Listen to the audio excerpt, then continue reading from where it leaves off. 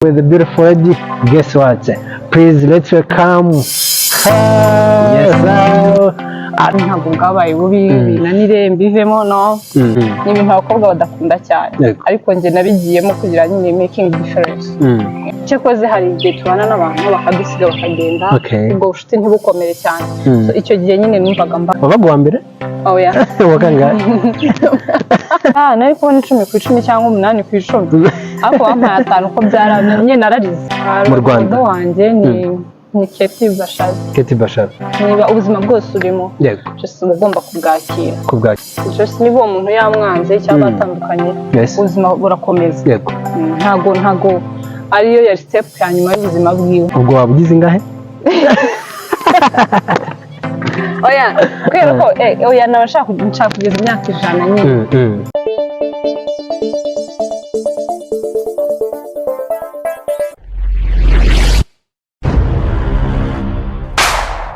Hello guys, my name is Fred and this is the table. Turi muri the table nk'ibisanzwe turamenyeranye, so we meet with different people, especially yours, ubundi bagasharinga stories, ubundi bakatugira buri kimwe. Turn up there and then subscribing n'ubishobora, following n'ubishobora, ubundi do having a fun, getting inspiration. Today we are with the beautiful lady. Guess what? Please let's welcome her. Yes, sir. This is the table again, and we're on the table rival. Hello. Hi. How are you? I'm good. Umeze neza? Yeah. Ongerijwe umeze neza? Umeze neza cyane. Nitwa Fred. Nitwa Providence. Providence. Muziranenge. Wambaye neza cyane. Urakoze.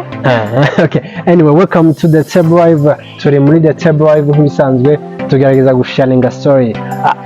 Provi dutangira, Provi ni umuntu ushobora gusobanura uko ameze gute, ni umuntu umeze gute umuntu atamuzi? Amazina yanjye nko navuze ni Muziranenge Providence. Providence uko nameze ni umuntu uri sociable cyane, uri friendly. Friendly. Iyo bavuze friendly bishatse kuvuga ko wenda ari inshuti ya buri wese. Amakinga inshuti mu buryo bworoshye cyane. Buri nyine mu kuvuga ngo buri muntu wese umukeneyeho inshuti biba biri simple cyane. Mu buzima busanzwe wenda buri bwa hafi wenda Providence n'umuntu ukunda kugendana n'abantu bameze gute iyo wenda bije mu bantu bose?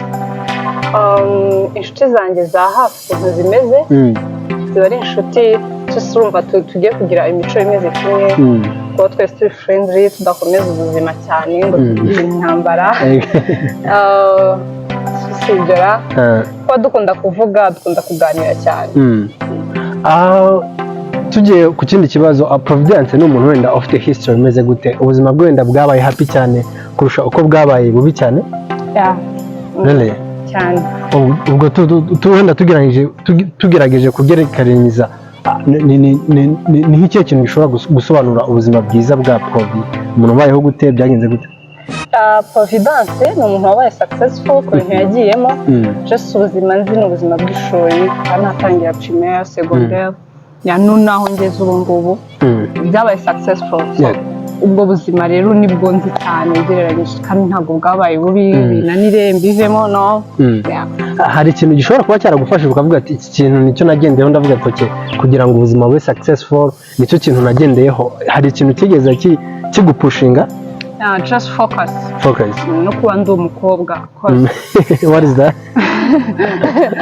Kuba ndi umukobwa, impamvu nyine mbivuze nuko urabizi ko abakobwa tuba twitinya. Njye muri secondaire, muri high school nize MCB, Mathematics, Chemistry and Biology. Ni ibintu abakobwa badakunda cyane ariko njye nabigiyemo kugira nyine making difference. Akenshi wenda tugendeye kuri icyo cya chemistry, ibintu bya science, iyo umuntu yize nk'ibyo bintu wenda igihe twigaga umuntu aravuga ngo nzaba umuganga. Ubu ngubu Provi ni umugangakazi? Ntabwo passion ikiri kuba umuganga, urumva nyine icyo gihe byari byo ariko ibintu birahinduka. Ubu ngubu ntabwo ari umuganga? Uretse kuba umuganga wumvaga uzaba iki mu busanzwe? Njye nkiri mutoya niga muri primaire, kubera ko nakundaga kuvuga cyane, numvaga nzaba umunyamakuru. Really? Yeah. Ubwo abantu bashinzwe kureba abanyamakuru, Provi azaba umunyamakuru. Provi, reka tujye wenda ku bintu byabaye wenda bitari successful cyangwa se wenda bitagenze neza nk'isanzwe. Province nk'akayi kantu ashobora kwibuka akavuga ngo ikintu ntabwo cyari fresh cyangwa se ntabwo cyagenze neza. Ikintu ku buzima bwanjye kitagenze neza niba nibuka senisi cyakoze hari igihe tubana n'abantu bakadusiga bakagenda ubwo bucuti ntibukomere cyane. So icyo gihe nyine numvaga mbabaye, numvaga nyine birangiye. Nicyo kintu cyonyine. Mu buzima bwa primaire bwa secondaire I think wenda ubu ngubu uri muri university, wenda reka dutangire muri primaire, wenda tuvugeho gatoya. Primaire yari ari umuntu umeze gute? Muri primaire nari ndi umuntu uri shy ukuntu, ariko atari uko nyine nkavuga, ahubwo nuko adaptation yarangoraga. Abantu bashyashya, iyo nageraga mu bantu bashyashya sinavugaga be na gato. Ubwo ni ukuvuga ngo Provine wa munyeshuri nyine wicaraga imbere cyangwa inyuma? Muri primaire nicaraga inyuma. Kubera iki? Nicaraga inyuma, ntabwo ibintu by'ishuri byabaga bifashaho cyane, numvaga nyine biraha. Wabaga uwa mbere? Oya. Wakangahe? Wakangahe prof? Ntabwo nabivuga muri primaire, byari bibi tu. Nyine byari bisekeje. Ntabwo byari byiza. Ntabwo byari biraho. Harimo n'ubwana. Ni nk'ake kantu wibuka gasekeje ushobora kuba wibuka wenda wakoze muri primaire buri wese ku buryo yakibuka avuga ati nanjye akantu nagakoze abantu benshi bakundaga gukora? Ibyanjye bishobora kuba bitandukanye. Hari ikintu twagiraga muri primaire cya musique, wenda nk'igihe kigiye kurangira tukajya imbere tukaririmba. So njye rero niba ari ubutesi simbizi, nageze imbere aho kugira ndirimbe nyine ndebye ukuntu barimo barandeba ndira. Ndarira bantera 5 ku 10 yo kuba nyine nageze imbere. Ubwo nyine muri make iyo uririmbaho wari kubona 10 ku 10? Nari kubona 10 ku 10 cyangwa 8 ku 10, ariko bampaye 5 ko byaranye nararize. Ubibutse cyaba ari nk'iki cyaguteye kurira ugereranyije wenda? Amaso y'abo bantu bose. Warebaga abantu ukumva turacyari kumwe na Provi. Nizere ko wenda muri kudukunda uko biri kose. Nimba ukigera ku kiganiro kanda sub, kanda like, utera comment, and then dukomezanye. Provi, wenda tugiye mu buzima wenda bwa secondary, tuvuye muri primary, niki wabonye cyahindutse kuva muri primary kugera muri secondary mu buzima bwa academic? Muri secondary rero ho nabayeho ntandukanye kubera ko nari mfite passion, mfite ikintu nshaka kugeraho. Niyo hantu nize ndi serious bitandukanye na primaire. Primaire urumva nari mfite ubwana bwinshi iki, ariko ndi gusoza primaire nko mu wa 6 primaire nyine natangiye kuba umukuru, menya ngo ndiga ibi ngomba gukora etide. Secondaire yanjye rero nari ndi umuntu w'iseriye cyane ku ishuri. So wenda tugiye ku bintu byo kuba seriye, akenshi iyo bije wenda mu kintu cyo kuvuga ngo uyu muntu ari seriye, Provi yari umuntu umeze gute? Wenda tujye deep, wenda tuvuge ngo narabaga ndakaye, nabaga nseka, nabaga nkora iki? Kuba seriye bishatse asobanura iki? Kuba seriye ntabwo ari ukurakara, ahubwo focus. Ikintu urimo urakora, niba uri kwiga iga, niba ugiye muri blague ni blague, ariko ureke kuvanga ibintu nyine. Still muri secondaire wumvaga n'umuntu uzaba umuganga gutangira muri S1? Kuko ndibuka twiga muri senior 1. Umwarimu atwigishaga shimi nyine naramukundaga cyane.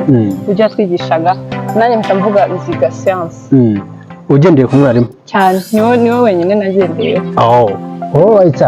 Wenda reka tugere no mu buzima bwa secondary, gutaruka ukajya muri university, byagufashe noneho kwihinduranya bimeze gute? Urumva wari serious muri secondary, then how is umuntu ahita yibaza ngo ese noneho muri university yari umuntu umeze gute? Kwihinduranya mva muri primaire nza muri secondary, ubuzima bwahindutse gute mu buryo bwo kwatinga behaviors? Urumva muri primaire ndi umuntu uri shy, ariko secondaire byarahindutse ko ndibuka bahitaga banangira cheftaine wa class. Just nyine kubera ukuntu nabaga ameze, nabaga ndi best performer, ariko atari ibyo gusa, nyine ndi n'umuntu niba ari ukwiga n'ukwiga, nta nyine nta kindi kintu nari nzi cyo gihe muri troncom. Muri superieur mu wa 4 mu wa 5 mu wa 6 amasomo yaramfashe cyane. Yaragufashe? Okay, then reka wenda dusubire inyuma gatoya ku kintu kijyanye no kuyobora muri primaire no muri secondary. utabeshye wenda ukavuga ati iki kintu kimeze gutya na gutya muri secondary no muri primaire iyo baturaga cheftaine ubona baragenderaga nk'uko iki nk'ibintu bitatu by'ingenzi muri primaire rero barebaga umuntu muremure aho ngaho si barya kandi aho ngaho nabaga ndi muremure ariko batantora ko nyine ntabwo ibintu byabaga bimfashe hanyuma muri secondaire akenshi cheftaine yabaga ari wa muntu utuje w'umuhanga ibyo babaga bafite nyine ibyo bagendera ariko primaire cyo kubusumba abandi gusa ubwo muri secondary urabona kuri we baragendeye kuki kuko hari ukuba gutuza no kuba umuhanga simbizi reka twizere ko bagendeye ku buhanga atari ugutuza aho wahita aha reka duskiping wenda ubuzima bwa academic tujye mu buzima busanzwe Provi ni umuntu wa mbere afatiraho icyitegererezo n'uwe mu Rwanda wanjye ni Bashabe. Bashabe kubera iki? She's beautiful, umuhanga, agira umutima mwiza koze arafasha regardless ko ikintu icyo ari cyo cyose. Murahura? Ntabwo murahura. Muhuye none ndamukurikirana cyane. Okay, muhuye ni ikihe kintu wamusaba Keti?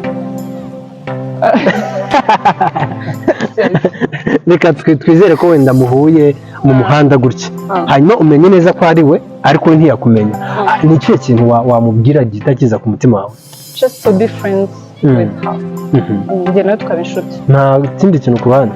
Oya ntacyo. Nta promotion? No, ko ndumva mu bucuti bwanjye nawe havamo ikintu gikomeye. Okay, none tuve wenda ku kintu ku muntu wenda w'intangarugero noneho ni ikihe kintu wenda ufata wenda cyabaye mu buzima bwawe none ukavuga iki kintu kubera ko cyabaye nicyo gitumye ndahangaha? Ikintu gitumye ndahangaha rero cyangwa se umururiwe ubu ngubu? Ndumva nta kirenze. Nta muntu mwahuye akavuga ati uyu nguyu yaranyispairinze hari ikintu yinjije ku buzima bwanjye? Mu busanzwe njye nkunda abakobwa b'abahanga.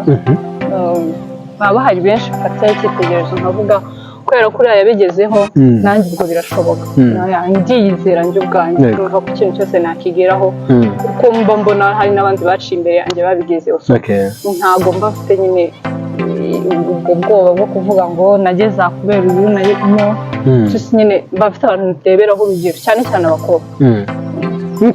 Reka wenda tuvuge ngo biramutse bibaye ngombwa ko hari inama imwe ugira umuntu cyangwa se wenda umuntu muhuye ukabona wenda ari mu bibazo runaka hari inama wamugira y'ubuzima nawe ushobora kugenderaho ni iyihe nama wamugira?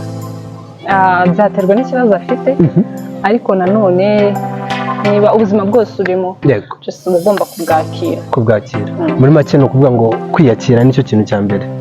Kwiyakira ukamenya uwo uri we ukamenya ubuzima ubayemo ibindi ukabireka kwegeranya n'ibibi. Provi yizera ko depression ibaho? Cyane ibaho. Yigeze kugira depression? Nta na gato wigeze kumva cyane ukutayisobanukirwa ntawamenya?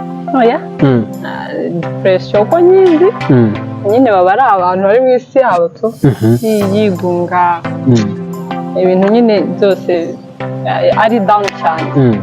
Reka twizere ko wenda hari umuntu ukugannye afite depression first aid wamuhereza ni iyihe?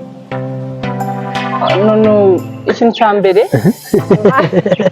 reka tubare ko ari umusore noneho muri mu rugero rumwe usanze noneho afite depression hanyuma arakugannye aravuze ati okay just first aid wamukorera ni ikintu cya mbere cy'ingenzi wamukorera? Kumuganiriza kandi nkamusaba kunyisanzuraho akambwira ubuzima arimo nicyo ngicyo kuko akenshi byicwa no kubura uwo babwira ariko njye namushishikariza nyine kumbwira nta kintu na kimwe ampishe. Ibyo biba bibaye byamufasha ni step by step ambwiye ubuzima arimo nanjye urumva namenya ikindi gikurikira. Noneho reka tuvuge ko depression yatewe na relationship wenda na break up and then arakubwira ati okay njyewe nakundanye n'umukobwa ni stories and then bigenda gutya na gutya tura breaking up then I'm feeling depressed.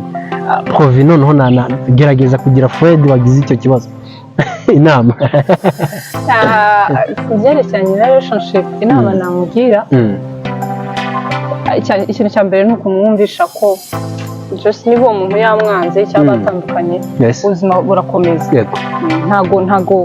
ariyo yari step ya nyuma y'ubuzima bwiwe nko kumvisha nyine uburyo ki yabaho wa muntu adahari kuko n'ubundi umuntu muzima umuntu ushaka kubaho yishimye yishakamo ibyishimo ntabwo abishakishiriza ku wundi muntu so namwumvisha uburyo rero agomba kubaho kandi akabaho neza yishimye wa muntu adahari. Ubuzima bwa Provi bubaye ari nk'inyamaswa igisobanuro cyabwo yaba ari nk'inyamaswa?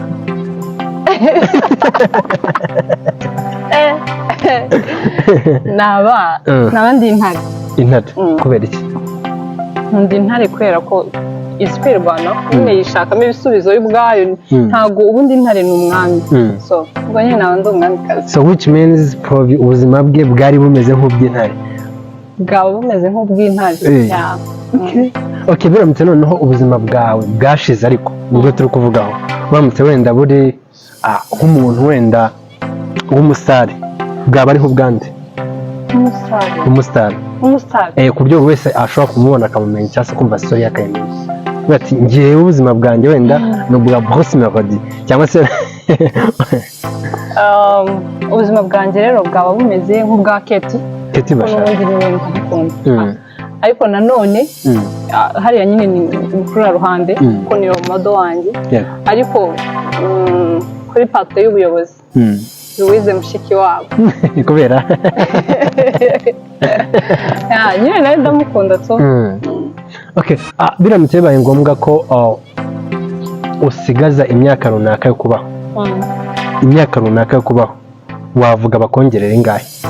Banyongerera ego ngendeye ku myaka ufite uyu munsi bakavuga ati hano hari imibare runaka tugomba kuguhereza y'imyaka wamara ingahe kubera iki? Banyongeraho nka 60. Ubwo waba ugize ingahe? Kubera ko nabashaka kugeza imyaka 100 nyine so ubwo ubwo nta myaka 100 ubwo nta myaka 100 wenda ntazageza 100 banyongerera 80. Alright, turi muri part 3 and then we are still with Provi. Uko biri kose sending a message ubundi tugira ikibazo tumubaza anytime twahura turi kumwe na Provi. Subscribe, follow and comment. Provi, dukomeje n'ibibazo byacu cyangwa se na interview yacu nka message ushobora guhereza umuntu ikaba yamufasha mu buzima bwe bwose guhera yavuka kugeza kuze, message imwe ni iyi? Kudacika intege, gukora cyane, kudacika intege, byose bijyana. Kudacika intege, udacika intege uzakora cyane. Okay, why?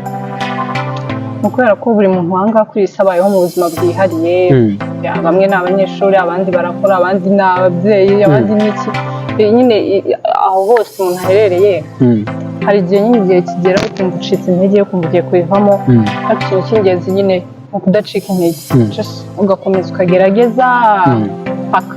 Okay, ukurikirana umuziki mu buzima busanzwe? Kose cyane. Umuziki nyarwanda? Okay, reka tugere mu muziki. Umuhanzi wawe w'ibihe byose ni nde? Ibihe byose ntabwo nkunda umuziki ariko muri iyi minsi ndi kumva nyine Element. Why? Ari kuririmba neza. Umulegend ku buryo nuvuga ati iki gihe yari ameze gutya n'ubu ngubu ameze gutya? Mu Rwanda ntawe. Okay, mu busanzwe noneho n'ahandi hose? Nje by'abahanzi wapi? Okay, none indirimbo y'ibihe byose? Ibihe byose. Perfect. Edition. Igufasha nk'igitero nk'amagambo arimo nk'ijambo rimo ushobora kwibuka ukavuga ati iri iyo rigezweho bihita bimfasha n'ihiriye? Iyo itangiye what? Ntabwo uzi kuririmba. Okay, wizera Imana? Yego, cyane. Wizera ko Imana yakora ibintu byose? Cyane. Nta kinanira. Okay, hanyuma bwa nyuma noneho iyo turi gusoza you have a light noneho yo kugira ikintu wenda ugira abantu, then like a paraphrase cyangwa se wenda paragraph ukavuga ati iki kintu noneho ku bwanjye wenda Provi nicaye hano ikintu ngiye kuvuga buri wese uri kureba table live yagikunda yagikora cyamuhira byagenda gutya na gutya. Umwanya nawe wenda mu gihe cy'amasegonda 30 and then you tell people. hanze nyine Profi ikintu nabwira abantu bakurikiranye the table ni uko nyine mu buzima ibintu biba bigoye bitoroshye. Buri muntu wese ikintu agomba gukora ni ugufokasinga ku bintu uriho ugashyiramo umwete cyane, nzi ko at the end umusaruro uba mwiza. Okay, thank you very much. And then ikibazo cya nyuma Trick, ukuntu uragerageza gusubiza uko bishobotse, sibyo? Ni ukuvuga ngo dufite inyamaswa, sibyo? Esheshatu. Dufite inyamaswa esheshatu, eshanu muri zo, sibyo, zigomba kwambuka umugezi, sibyo? Sibyo? Hanyuma noneho urikumva muri za zindi esheshatu, imwe muri zo igiye muri bwa bwato burahita buruhama, sibyo? Kandi hagomba kwambuka eshanu, sibyo? Hanyuma izo eshanu zirimo, sibyo, ibiro byazo izifite, sibyo, ibiro byazo bingana n'ibya yindi igomba kujyamo, ubwato bwahita buhirima. Ariko n'izindi eshanu nizijya mu bwato burahirima. So ubwo kandi ugomba kwambuka inshuro imwe. Wakwambuka gute? Izo nyamaswa ni izihe kwanza? Ndambutse inyamaswa ntazibizi. Provi ntabwo yakwambutse inyamaswa atazi. So thank you for following us. Thank you Provi for coming. Thank you. All right. See you.